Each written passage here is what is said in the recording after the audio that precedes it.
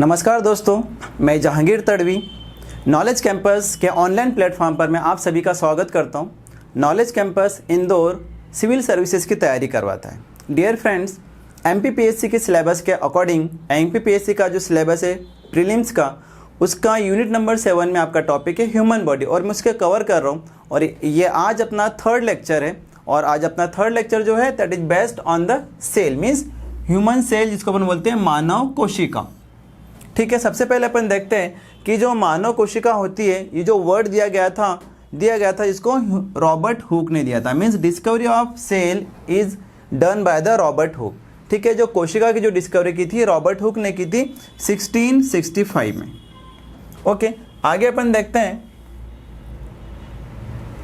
कोशिका के बारे में कि कुछ इंटरेस्टिंग पॉइंट्स ऐसे हैं जो एग्जाम्स में आ सकते हैं। ठीक है, जैसे कि दुनिया में सबसे बड़ी कोशिका जो है, largest cell is ostrich egg, means शुतुरमुर्ग का जो अंडा होता है वो सबसे बड़ी एक कोशिका है। ठीक है, और इस कोशिका का जो डायमीटर होता है 175 मिलीमीटर होता है। ठीक है, इस पिक्चर से भी समझ में आ रहा है कि नॉर्मल एग्स ऐसे छोटे छोटे से होते हैं, बट जो शुतुरमुर्ग होता है उसका एक बहुत बड़ा होता है। ठीक है, then smallest cell in the human body, मतलब इंसान के अंदर सबसे जो छोटी कोशिका होती है वो होती है स्पर्म। ठीक है, जिसे कहा जाता है शुक्राणु। ठीक है, शुक्राणु जो है तो मानव शरीर की सबसे छोटी कोशिका होता है, ये उसका डायग्राम है। Then longest cell in the body, human body के अंदर सबसे लंबी जो कोशिका होती है वो होती है नर्व की जो कोशिका होती है, जिसको बोलते हैं अपन न्यूरॉन। ये इसका डायग्राम है न्यूरॉन का, ये सबसे लंबी कोशिका है न्यूरॉन। ठीक है, उसके बाद में अपन देखते हैं बॉडी ऑर्गेनाइजेशन। बॉडी ऑर्गेनाइजेशन मतलब कि हमारा जो शरीर की संरचना कैसे हुई है। ठीक है, बॉडी ऑर्गेनाइजेशन में अपन ये देखते हैं कि हमारा जो बॉडी है वो मिलकर बना है कोशिकाओं से, मीन्स सेल से। ठीक है, बहुत सारी मिलियंस ऑफ सेल से हमारी बॉडी का निर्माण हुआ है। और ये जो कोशिका होती, इनका जो कलेक्शन होता है, ऐसी कोशिकाओं का कलेक्शन जिनका ओरिजिन, जिनका स्ट्रक्चर मीन्स संरचना और जिनका फंक्शन मीन्स जिनका कार्य एक समान होता है, ऐसी कोशिका एक साथ मिलकर एक स्पेशल कार्य को परफॉर्म करती है। उन कोशिकाओं के ग्रुप को बोला जाता है टिश्यू। ठीक है, मतलब के ऊतक।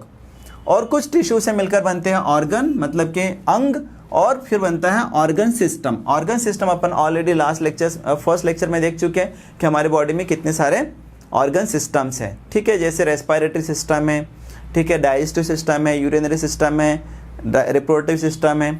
इस टाइप के अपने बॉडी के अंदर लगभग मेन 9 ऑर्गन सिस्टम्स है और इन सिस्टम से मिलकर बनती है हमारी बॉडी, मीन्स शरीर का निर्माण होता है।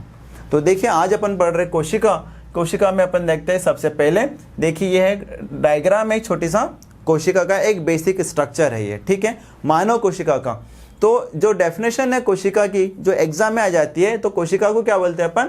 Basic structural and functional unit of the body, मतलब अपने शरीर की सबसे बेसिक मेन स्ट्रक्चर और फंक्शनल जो यूनिट होती है उसको क्या बोला जाता है? कोशिका बोला जाता है। ठीक है, ये डायग्राम है। मैं आपको बताता हूँ कि जो कोशिका होती है के मेन 3 कंपोनेंट होते हैं। सबसे पहला होता है इसका प्लाज्मा मेम्ब्रेन। ठीक है, इसे प्लाज्मा मेम्ब्रेन बोलते हैं, या फिर इसको प्लाज्मा झिल्ली भी बोला जाता है, या इसको सेल मेम्ब्रेन भी बोला जाता है। दूसरा होता है साइटोप्लाज्म। ये क्या है? साइटोप्लाज्म। ये प्लाज्मा मेम्ब्रेन और ये आपका साइटोप्लाज्म मीन्स कोशिका द्रव, जो प्लाज्मा मेम्ब्रेन से घिरा हुआ रहता है। कोशिका के अंदर जो भी द्रव्य रहता है उसको बोला जाता है साइटोप्लाज्म। और थर्ड मेन कंपोनेंट है that is the nucleus means केंद्रक। ये जो बना हुआ है, ठीक है, इसको बोला जाता है न्यूक्लियस मीन्स केंद्रक। 3 कंपोनेंट होते हैं।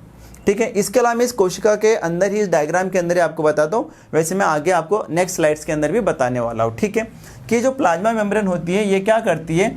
इस सेल के बाहर के एनवायरनमेंट को अंदर के एनवायरनमेंट से सेपरेट करके रखती है, इसको फ्लेक्सिबल करती है। एक टाइप से अपन देखते हैं कि प्लाज्मा मेम्ब्रेन एक सिलेक्टिव बैरियर है in between the external environment of the cell and internal environment of the cell. ठीक है, कोशिका के अंदर का जो भी वातावरण है और कोशिका के बाहर का जो भी वातावरण है, मीन्स जो भी पदार्थ है, उन दोनों के बीच में एक बैरियर, एक टाइप का एक रुकावट है। ठीक है, मीन्स ओनली सिलेक्टेड मटेरियल को ही सेल के अंदर आने देता है और सिलेक्टेड मटेरियल को ही सेल के बाहर भी जाने देता है। ठीक है, जिसको हम बोलते हैं एंडोसाइटोसिस और एक्सोसाइटोसिस रेस्पेक्टिवली।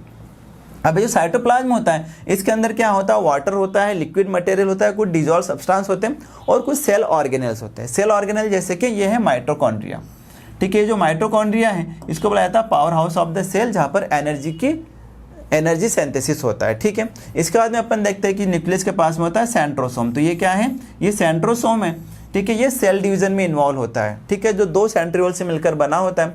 इसके अलावा होता है सेल के अंदर राइबोसोम, जिसको बोला जाता है प्रोटीन फैक्ट्री, ठीक है। राइबोसोम क्या होता है कि फ्रीली साइटोप्लाज्म के अंदर भी प्रेजेंट होता है, जैसे बता रहा है। ये एंडोप्लाज्मिक रेटिकुलम के मेम्ब्रेन पर अटैच होता है, ठीक है। और ये राइबोसोम के माइटोकॉन्ड्रिया के अंदर भी प्रेजेंट होता है, ठीक है। इसके बाद अपन देखते हैं next cell organ, that is the endoplasmic reticulum, जिसको शॉर्ट में ER बोला जाता है, ठीक है। इसके अलावा और होती है इसके अंदर गोल्जी बॉडी या फिर गोल्जी एपरेटस या फिर इसको बोलते हैं गोल्जी काय, जो कि कप लाइक स्ट्रक्चर की बनी हुई होती है। देन होता है इसके अंदर पेरोक्सिसोम्स होते हैं, ठीक है।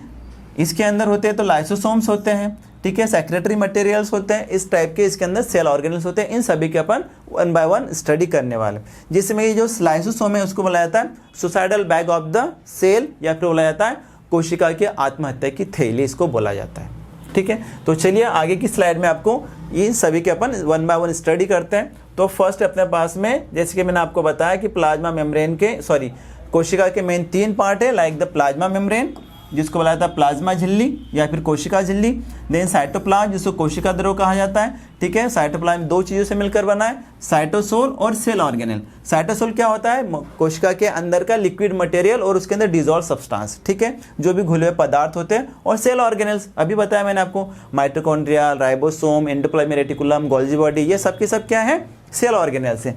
देन होता है मेन होता है न्यूक्लियस, जिसको बोला जाता है केंद्रक। ये 3 भाग है, तीनों को अपन 1 बाय 1 अभी पढ़ते हैं। तो फर्स्ट ऑफ ऑल अपन देख रहे हैं सेल मेम्ब्रेन, या फिर इसको बोलते हैं अपन प्लाज्मा झिल्ली या फिर कोशिका झिल्ली, ठीक है। तो अपन देखते हैं कि जो सेल मेम्ब्रेन है, इसको, इस टर्मिनोलॉजी को सबसे पहले यूज किया था नागेली ने 1855 में। याद रखिए इस पॉइंट को, जो पॉइंट मैं हाईलाइट कर रहा हूँ ये एग्जाम में आने वाले पॉइंट्स होते हैं, ठीक है। अब जो प्लाज्मा मेम्ब्रेन होती है वो क्या करती है, पूरे के पूरे साइटोप्लाज्मा को घेर के रखती है और उसको सेपरेट करती है एक्सटर्नल एनवायरनमेंट से, ठीक है। इसके अलावा क्या करती है, प्लाज्मा मेम्ब्रेन जो करती है तो कोशिकाओं को फ्लेक्सिबल बना के रखती है। सिलेक्टिव बैरियर होती है प्लाज्मा मेम्ब्रेन, मतलब क्या करती है, रेगुलेशन करती है एंडोसाइटोसिस और एक्सोसाइटोसिस का, मतलब मटेरियल को जो भी सब्सटेंस सेल के अंदर आ रहे हैं या फिर सेल से बाहर जा रहे हैं, इसका रेगुलेशन करती है। ओनली सिलेक्टेड मटेरियल को सेल के बाहर जाने देगी और सिलेक्टेड मटेरियल को सेल के अंदर भी आने देती है, ठीक है। तो अपन देखते हैं प्लाज्मा मेम्ब्रेन का स्ट्रक्चर, ठीक है, मतलब प्लाज्मा मेम्ब्रेन की जो संरचनात्मक स्टडी होती है उसको बोलते हैं अपन structure of the plasma membrane, ठीक है। अब देखिए जो प्लाज्मा मेम्ब्रेन होता है, इसका जो स्ट्रक्चर और मॉडल जो डिस्क्राइब किया गया है, जो डायग्राम है, उसको बोला जाता है फ्लूइड मोज़ेक मॉडल। याद रखिएगा इस मॉडल का नाम, प्लाज्मा मेम्ब्रेन को डिस्क्राइब किया गया है bye the help of fluid mosaic model, ठीक है। और इस फ्लूइड मोज़ेक मॉडल को दिया गया था by the Singer and Nicolson ने दिया था इन 1972 के अंदर। इस फ्लूइड मोज़ेक मॉडल के अकॉर्डिंग जो प्लाज्मा मेम्ब्रेन होती है, जो प्लाज्मा झिल्ली होती है, इस स्ट्रक्चर को थोड़ा ध्यान से समझिए, इस पर आधारित प्रश्न आते हैं, ठीक है। सबसे पहले मैं आपको बताता हूँ कि जो प्लाज्मा मेम्ब्रेन होती है वो कैसी होती है, बाई लेयर होती है। कैसी होती है, बाई लेयर होती है, मतलब लिपिड बाई लेयर होती है, ठीक है। लिपिड बाई लेयर होने का मतलब ये इसकी 2 लेयर बनी है, ठीक है। ये देखिए एक लेयर ये हो गई और दूसरी लेयर नीचे होती है, ठीक है। तो ये कैसी है, first of all by layer है प्लाज्मा मेम्ब्रेन। इधर मैं लिखता हूँ कैसी है प्लाज्मा मेम्ब्रेन, बाई लेयर, मतलब कि 2 लेयर की मिलकर बनी है। इसके अलावा जो प्लाज्मा मेम्ब्रेन होती है ये क्या होती है, ये जो मिलकर बनी है, ठीक है। मैं आपको सबसे पहले बताता हूँ कि इसके जो कंपोनेंट्स होते हैं वो क्या क्या कंपोनेंट्स हैं। तो देखिए इसके अंदर सबसे पहले होता है फॉस्फोलिपिड। ये जो फॉस्फोलिपिड होता है प्लाज्मा मेम्ब्रेन का वो होता है लगभग 75%, ठीक है। इसके अंदर जो होता है फॉस्फोलिपिड कितना होता है, 75% होता है। इसके अलावा इसके अंदर जो होता है कोलेस्ट्रॉल होता है वो कितना होगा, 20% होगा। और ग्लाइकोलिपिड कितना होता है इसके अंदर, 5% होगा, ठीक है। तो ये इसके कुछ कंपोनेंट्स हैं। इसके अलावा मैं आपको बताता हूँ कि ये जो प्लाज्मा मेम्ब्रेन होती है, प्लाज्मा मेम्ब्रेन के अंदर के 2 नेचर होते हैं, ये पोलर नेचर भी होती है और नॉन पोलर भी नेचर भी होती है, ठीक है। इसलिए इसको बोला जाता है कि प्लाज्मा मेम्ब्रेन का जो स्ट्रक्चर वो नेचर वो कैसा होता है, एम्फीपैथिक पैथिक। एम्फीपैथिक का मतलब ये होता है कि इसके अंदर दो नेचर है। दो नेचर कैसे, मतलब कि एक नेचर है इसका पोलर और दूसरा नेचर इसका नॉन पोलर। एक है पोलर और एक है इसका नेचर नॉन पोलर। देखते हैं पोलर की है और नॉन पोलर की है। आइडियली मिलकर बनी है फॉस्फोलिपिड से, तो हम ये देखते हैं कि जो पोलर नेचर है, ठीक है, इस प्लाज्मा मेम्ब्रेन का, ठीक है, तो जो फॉस्फोलिपिड है, इस फॉस्फोलिपिड का ये जो हेड होता है, ठीक है, जो हेड होता है ये दो चीज़ों से मिलकर बना होता है, एक हेड और एक है इसका टेल, ठीक है। तो जो हेड होता है, जो ये ऊपर के जो राउंडेड स्ट्रक्चर है इसको हेड बोला जाता है। ये जो हेड होता है, ये हेड क्या होते हैं, इसके पोलर नेचर होता है। ये कैसा होता है, ये हेड है, पोलर नेचर का है। और ये जो हेड है ये कैसा है, हाइड्रोफिलिक है। कैसा होता है ये, हाइड्रोफिलिक। हाइड्रोफिलिक का मतलब होता है कि ये कैसा है, ये वाटर लविंग है, ठीक है। वैसे जो नॉन पोलर पार्ट होता है इस फॉस्फोलिपिड का होती है टेल, ठीक है। जो स्ट्रक्चर है उसको क्या बोलेंगे अपन, टेल होती है। और ये जो टेल होती है ये क्या होती है, एक दूसरे की ओर होती है। देखिए इस लेयर की टेल इधर है, दूसरी टेल की लेयर इधर है, जबकि हेड कैसे एक दूसरे के अपोजिट में है।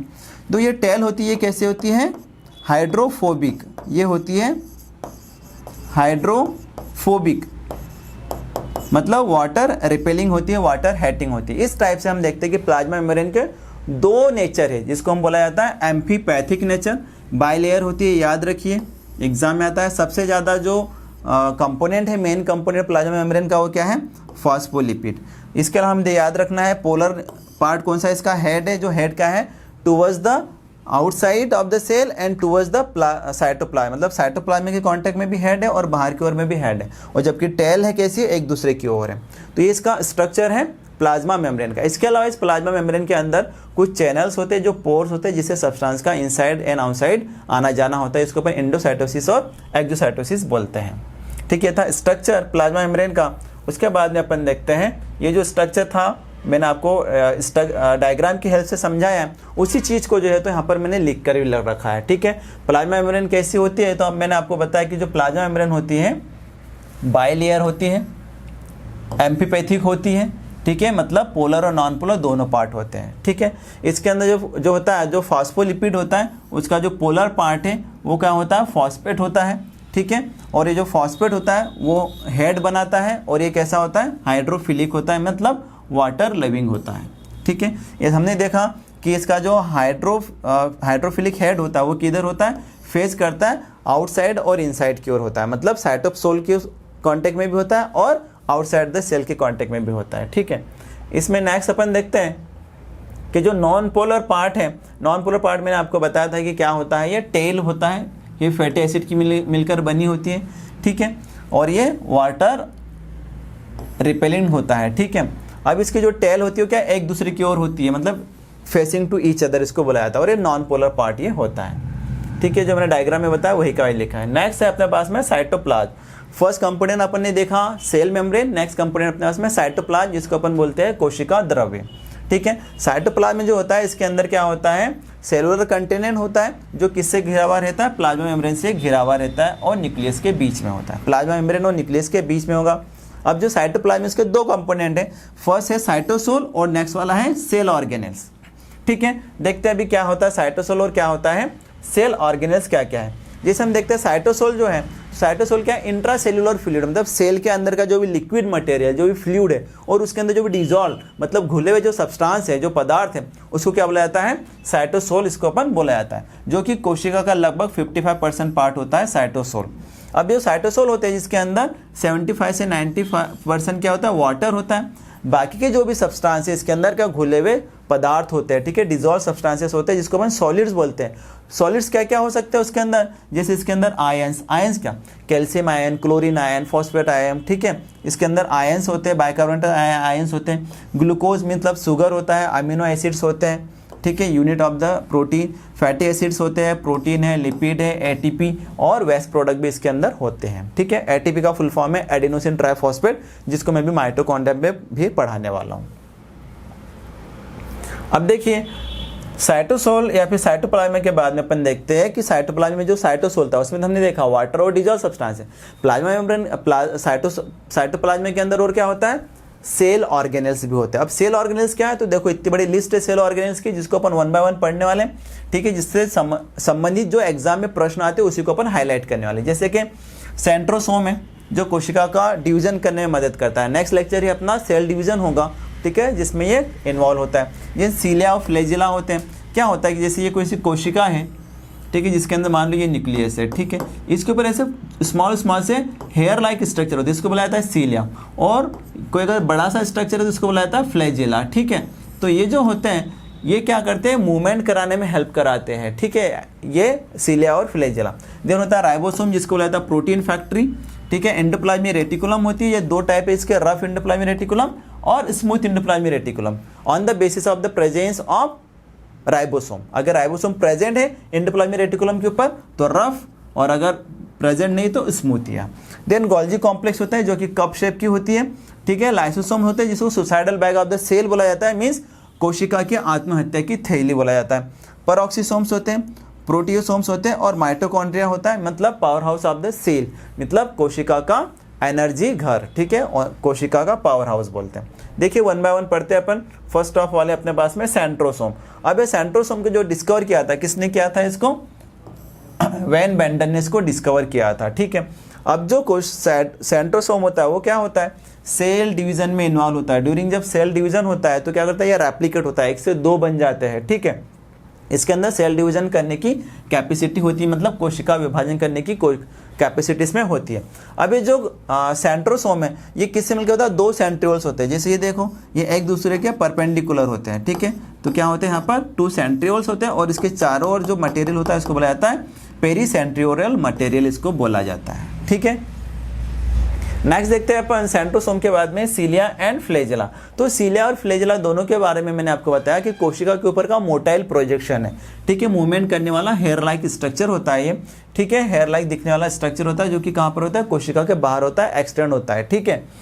अब अपन देखते हैं कि फ्लैजिला जो होता है सीलिया के टाइप का ही कैसा होता है, सेम होता है, बट साइज में थोड़ा लॉन्गर होता है, बड़ा होता है। अपनी ह्यूमन बॉडी के अंदर जो होता है मात्र एक ऐसी कोशिका है जिसके अंदर सीलिया प्रेजेंट है, and that is the human sperm, ठीक है। ये स्पर्म का डायग्राम है, मतलब शुक्राणु का डायग्राम है, ये स्पर्म की टेल है, इस टेल को ही बोला जाता है इसका फ्लैजिला, ठीक है। याद रखना थोड़ा सा कि क्या करता है, जो फ्लैजिला होता है वो क्या, स्पर्म के अंदर जो फ्लैजिला होता है क्या होता है, उसको मूवमेंट करके आगे की ओर भेजता है, ओवम की ओर भेजता है फॉर द फर्टिलाइजेशन, निषेचन कराने के लिए। देन है राइबोसोम। राइबोसोम को बुलाया था प्रोटीन फैक्ट्री, क्योंकि इसके अंदर होता है प्रोटीन सिंथेसिस। सबसे पहले मैं आपको बता दूं कि राइबोसोम जो होता है इसको सबसे पहले रिपोर्ट किया था बाय द जी पेलाडा ने, ठीक है, 1955 में एनिमल सेल के अंदर, ठीक है। और इस राइबोसोम की 2 मेजर सब यूनिट्स होती है, ठीक है, एक है 40S और दूसरी है 60S सब यूनिट। ऑलमोस्ट जो बड़ी वाली सब यूनिट है छोटी वाली सब यूनिट से डायरेक्टली डबल होती है, ठीक है। और ये दोनों सब यूनिट की जो सिंथेसिस होती है वो कहाँ पर होती है, न्यूक्लियस के अंदर जो होता है, न्यूक्लियोलस केंद्रिका के अंदर इंडिविजुअल इनकी सिंथेसिस होती है, फिर न्यूक्लियस से बाहर निकल के एक दूसरे के साथ में जुड़ जाते हैं और इस टाइप से फॉर्मेशन करते हैं राइबोसोम का, जिसका मेन फंक्शन है प्रोटीन सिंथेसिस, ठीक है। अब कुछ राइबोसोम्स ऐसे होते हैं जो साइटोप्लाज्मा के अंदर फ्रीली घूमते रहते हैं, कुछ राइबोसोम एंडोप्लाज्मिक रेटिकुलम के ऊपर अटैच रहते हैं, कुछ फ्री होते हैं, और कुछ राइबोसोम जो होते हैं तो प्रेजेंट होते हैं इन द माइटोकॉन्ड्रिया। और माइटोकॉन्ड्रिया के अंदर वो क्या करते हैं, प्रोटीन सिंथेसिस करते हैं, जहाँ पर एंजाइम की सिंथेसिस होती है, और वो एंजाइम रेस्पिरेशन के अंदर इन्वॉल्व होते हैं, cellular respiration means energy production में इन्वॉल्व होते हैं, जिसको हम क्रैब साइकिल भी बोलते हैं। देखिए नेक्स्ट अपने पास में एंडोप्लाज्मिक रेटिकुलम है, ठीक है, अंतः प्रद्रव्य जलिकाम, ठीक है। अब ये जो एंडोप्लाज्मिक रेटिकुलम होती है ये मेम्ब्रेन का स्ट्रक्चर है, मेम्ब्रेनस स्ट्रक्चर होता है, फ्लैट मेम्ब्रेन का स्ट्रक्चर होता है, ट्यूब्यूल से मिलकर बना हुआ है, ठीक है। और इसको सबसे पहले देखा गया था बाय द पोर्टर एंड कालमन ने, ठीक है, 1945 में, ठीक है। अब ये जो एंडोप्लाज्मिक रेटिकुलम है इसको 2 टाइप है, ठीक है, नेक्स्ट स्लाइड में बताने वालों में क्या 2 टाइप है इसकी, एक रफ यार होती है, ठीक है, और एक होती है स्मूथ यार, रफ एंडोप्लाज्मिक रेटिकुलम और स्मूथ एंडोप्लाज्मिक रेटिकुलम। ऐसे एंडोप्लाज्मिक रेटिकुलम जिसके चारों ओर, जिसके मेम्ब्रेन के ऊपर राइबोसोम्स प्रेजेंट हैं, ठीक है। तो ये देखो डॉट डॉट जो बने तो क्या है, राइबोसोम, तो इसको बोले अपन रफ यार। ऐसी एंडोप्लाज्मिक रेटिकुलम जिसके मेम्ब्रेन के ऊपर राइबोसोम प्रेजेंट नहीं है तो उसको क्या बोलेंगे अपन, स्मूथ एंडोप्लाज्मिक रेटिकुलम। तो ये है स्मूथ एंडोप्लाज्मिक रेटिकुलम और यहाँ आपकी रफ एंडोप्लाज्मिक रेटिकुलम, ये न्यूक्लियस का एनवलप है। नेक्स्ट अपन देखते हैं कि जो टाइप है, मैंने आपको जैसे कि बताया रफ ईआर होती है और स्मूथ ईआर होती है, ठीक है। अब दोनों के क्या होते हैं, फंक्शन अलग अलग है। क्योंकि रफ ईआर के ऊपर राइबोसोम प्रेजेंट तो क्या करेगा, वो प्रोटीन सिंथेसिस करता है, ठीक है। जैसे कौन सी प्रोटीन करता है, ग्लाइकोप्रोटीन और फॉस्फोलिपिड्स की क्या करता है, ये सिंथेसिस करता है। लेकिन ये जो स्मूथ ईआर है, इस स्मूथ ईआर के अंदर क्या होता है, राइबोसोम तो नहीं होता आउटर मेम्ब्रेन के ऊपर, लेकिन स्मूथ ईआर किसकी स्मूथ ईआर, जैसे लीवर सेल की स्मूथ ईआर के अंदर जो होता है तो एक एंजाइम होता है स्मूथ ईआर का, जो एंजाइम्स क्या करता है, ग्लूकोज को रिलीज करता है into the blood stream, blood के अंदर इसको रिलीज करता है। हमने क्या करने वाले जो आगे और हम पढ़ने वाले, क्या करता है कि लीवर के अंदर है ना, जो एनर्जी है, जो ग्लूकोज है, जो कार्बोहाइड्रेट है, वो ग्लाइकोजन के रूप में वहाँ पर स्टोर रहता है, ठीक है। फिर क्या करता है ये एंजाइम, जब हमारे ब्लड का ग्लूकोज लेवल कम हो जाता है, ठीक है, स्टारवेशन के कारण, भूखमरी के कारण, या फिर खाना स्किप कर दिया, तो क्या करता है ये एंजाइम वहाँ पर उस ग्लाइकोजन को ब्रेक डाउन करके क्या करता है, उस ग्लूकोज को बाहर निकलवाता है। और उस ग्लूकोज का आइडियल क्या होता है, ग्लूकोज 6 फॉस्फेट के रूप में होता है। तो उस ग्लूकोज का जो 6 पोजीशन पर जो फॉस्फेट ग्रुप होता है उसको रिमूव कर देगा। फिर रिमूव करने से क्या करेगा, जो फ्री ग्लूकोज होगा वो सीधा ब्लड स्ट्रीम के अंदर आ जाता है, ठीक है। तो ये फंक्शन है किसका, स्मूथ ईयर एंडोप्लाज्मिक रेटिकुलम का। नेक्स्ट अपन देखते हैं, नेक्स्ट सेल ऑर्गेनेल अपने पास में गोल्जी बॉडी, या फिर इसको बोलते हैं गोल्जी कॉम्प्लेक्स, या फिर इसको गोल्जी काई भी बोला जाता है। इसको फर्स्ट टाइम इसको डिस्कवर किया था कैमिलो गोल्जी ने, किया था 1898 के अंदर, और इसको किया गया था कैट की नर्व सेल में इसको डिस्कवर किया था, ठीक है। जो भी बिल्ली होती है, बिल्ली की जो नर्व कोशिका होती है उसमें डिस्कवर किया गया था, ठीक है। इसके बारे में याद रखना गोल्जी कॉम्प्लेक्स के बारे में कि गोल्जी कॉम्प्लेक्स जो होता है वो कहाँ पर नहीं होता, आरबीसी के अंदर, लाल रक्त कणिकाओं के अंदर क्या नहीं होता है, गोल्जी बॉडी नहीं होता है। लाल रक्त कणिकाओं के अंदर न्यूक्लियस भी नहीं होता है, ठीक है। अभी आगे और अपन पढ़ने वाले।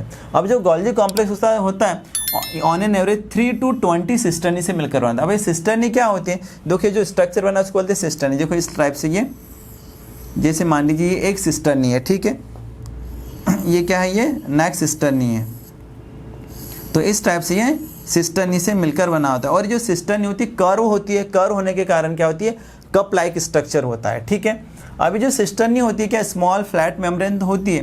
और इसके बारे में याद रखना है कि जो सिस्टर्नी न्यूक्लियस की ओर होती है उसको बोलते हैं सीस फेस सिस्टर्नी, और जो प्लाज्मा मेम्ब्रेन की होती है उसको बोलते हैं ट्रांसफेस सिस्टर्नी। तो देखिए ये है आपके पास में एंट्री फेस या फिर सीस फेस सिस्टर्नी, जिसका ये जो फेस कहाँ होता है, न्यूक्लियस की ओर होता है, ठीक है। और ये जो होता है तो एग्जिट या फिर ट्रांसफेस सिस्टर्नी, जिसका फेस कहाँ पर होता है, टुवर्ड्स द प्लाज्मा मेम्ब्रेन। और ये कर्व होने के कारण कैसी लगती है, कप लाइक स्ट्रक्चर लगता है। किसका कैसे लगता है, कप लाइक स्ट्रक्चर, ओके। देखिए गोल्जी बॉडी के बाद में अपन हम देखते हैं लाइसोसोम, जिसको बोला जाता है suicidal bag of the cell, मतलब कोशिका की आत्महत्या की थैली। इसको ऐसा क्यों बोलते हैं, सबसे पहले बताता हूँ कि जो लाइसोसोम है, ये जो नाम दिया था वो डी डुवे ने दिया था इन 1955 में, ठीक है। अब जो लाइसोसोम है इसकी सिंथेसिस किससे होती है, from the Golgi body. Golgi body से बनता है लाइसोसोम। इसके अंदर जो होता है लगभग 60 kind of powerful digestive enzymes और हाइड्रोलाइटिक एंजाइम इसके अंदर होते हैं। ये क्या करते हैं, हमारी कोशिका के अंदर जो भी वेस्टेज है, जो भी सेल डेब्रिज है, मतलब जिस किसी कोशिका की या फिर सेल ऑर्गेनेल की डेथ हो जाती है, उसको क्या करते हैं ये एंजाइम डाइजेस्ट कर देते हैं। मतलब एक टाइप का क्या करते हैं, ये क्लीनिंग का काम करते हैं, सफाई का काम करते हैं। सफाई कर्मचारी है लाइसोसोम अपनी कोशिका का। लेकिन कभी कभार क्या हो जाता है कि ये जो एंजाइम है इस लाइसोसोम में से बाहर निकल आते हैं, बस्ट हो जाता है लाइसोसोम।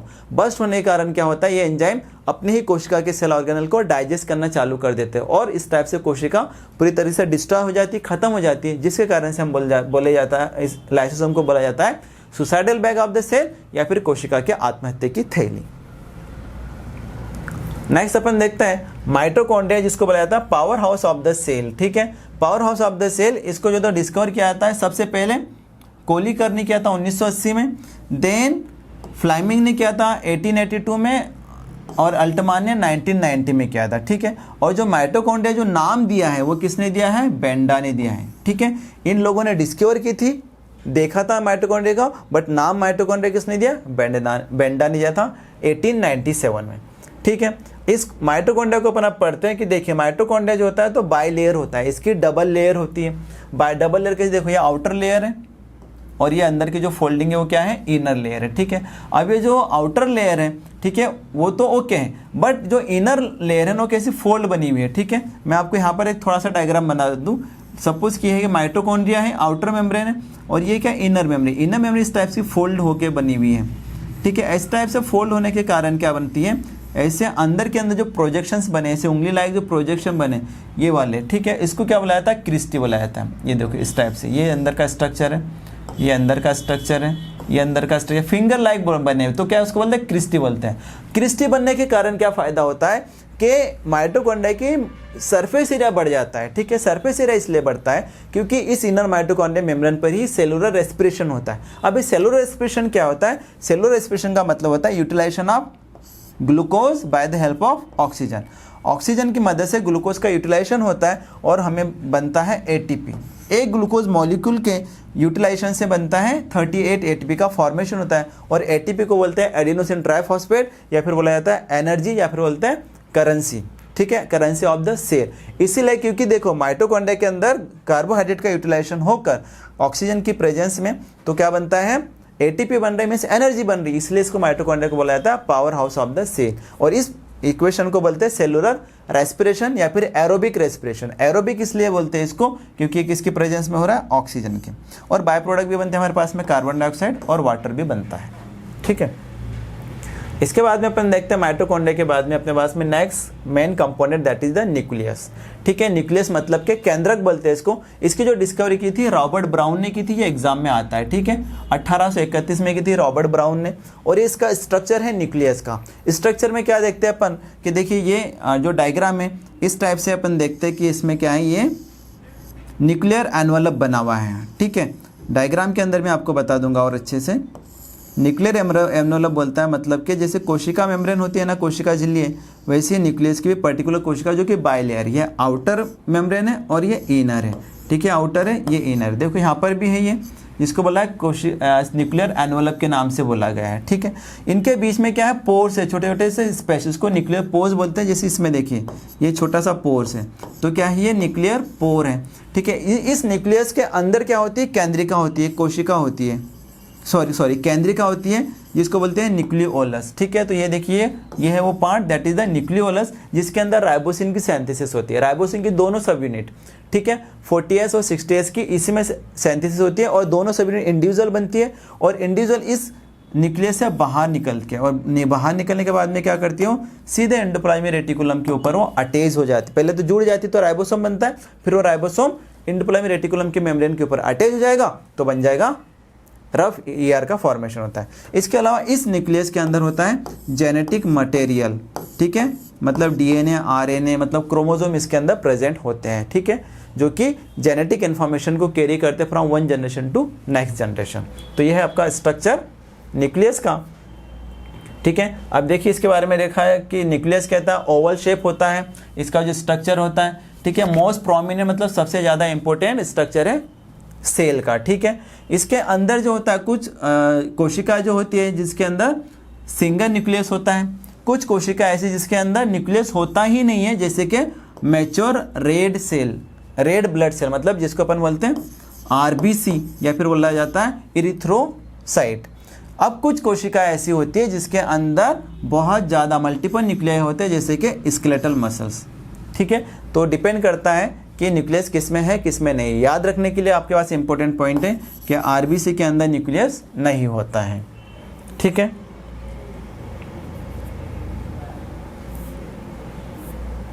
तो डियर फ्रेंड्स, ये था अपना लेक्चर ऑन द सेल, मतलब ह्यूमन सेल, मतलब मानव कोशिका। आप सभी से मेरी रिक्वेस्ट होगी कि लाइक कीजिए, शेयर कीजिए, सब्सक्राइब कीजिए, हर वीडियो को कंटिन्यू देखिए। वीडियो लेक्चर कंप्लीट होने के बाद में नेक्स्ट वीडियो जो होता है उस पर बेस्ड MCQs का होता है, मल्टीपल चॉइस क्वेश्चन का, जिसको सॉल्व करके आपको पता चलेगा कि आपका लेवल क्या है, आपको कितनी स्टडी और करनी है। तो अगेन बने रहे हमारे चैनल के साथ में। Thank you.